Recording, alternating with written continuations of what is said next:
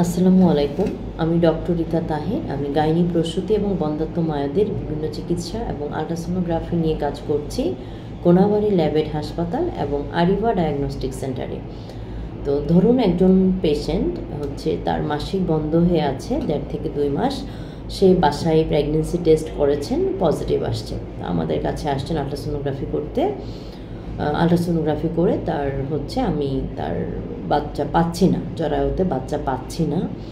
তো স্বাভাবিকভাবেই একটু টেনশন কাজ করবে যে বাচ্চা যেহেতু জরায়ুতে পাচ্ছি না, তাহলে বাচ্চা কি একটুপিক প্রেগনেন্সি কিনা, তাহলে অন্য কোথাও আছে কিনা। চেষ্টা করলাম, দেখলাম যে বাচ্চা আসলেই পাচ্ছি না। তখন আসলে কি করা উচিত? তখন করা উচিত তাকে অবশ্যই একটি টিভিএস আল্ট্রাসোনোগ্রাফি অ্যাডভাইস করা এবং সাথে একটি প্রেগনেন্সি টেস্টও অ্যাডভাইস করা।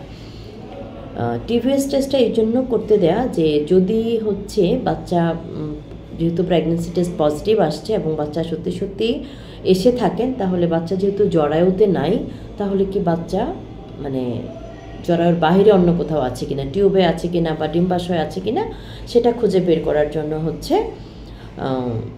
TVS ultra. প্লাস যদি অনেক আর্লি হয়, তখন কিন্তু অনেক সময় যে মাসিক বন্ধ হয়ে আছে 2 মাস কিন্তু কনসিভ করেছে হয়তো তারপরে, তো সেক্ষেত্রে যদি অনেক আর্লি প্রেগনেন্সি হয়, দেন কিন্তু নর্মাল যে আমরা কালার আল্ট্রাসোনোগ্রাফিটা করি, সেক্ষেত্রে দেখা যায় যে জরায়ুতে নাও দেখা যেতে পারে, কারণ জরায়ুতে আসতে কিছুদিন সময় লাগে।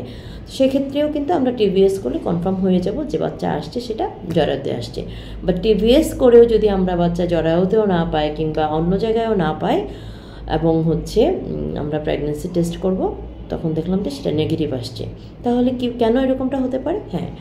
ফলস নেগেটিভ অনেক সময় রিপোর্ট আসে যে বাসায় যে আপনারা রিপোর্টটা করেছেন সেটা হয়তো টেকনিক্যালি করা হয় নাই, সঠিকভাবে করা হয় না, কিংবা কাঠিটা ভুল ছিল। তো যাই হোক, এসব কারণে কিন্তু মিস ইন্টারপ্রিটেশন হতে পারে, রিপোর্ট ভুল হতে পারে এবং আপনারা অনেক হয়রানি হতে পারে। তো এত টেনশনের কিছু নেই, আপনারা সবসময় ডক্টরের শরণাপন্ন হবেন, ডক্টর চেক আপে থাকবেন। যে সমস্যাই হোক না কেন, ইনশাল্লাহ সেটা সমাধান তো অবশ্যই দেওয়া যাবে। আল্লাহ ভরসা। ভালো থাকুন সবাই, সুস্থ থাকুন। আল্লাহ হাফিজ।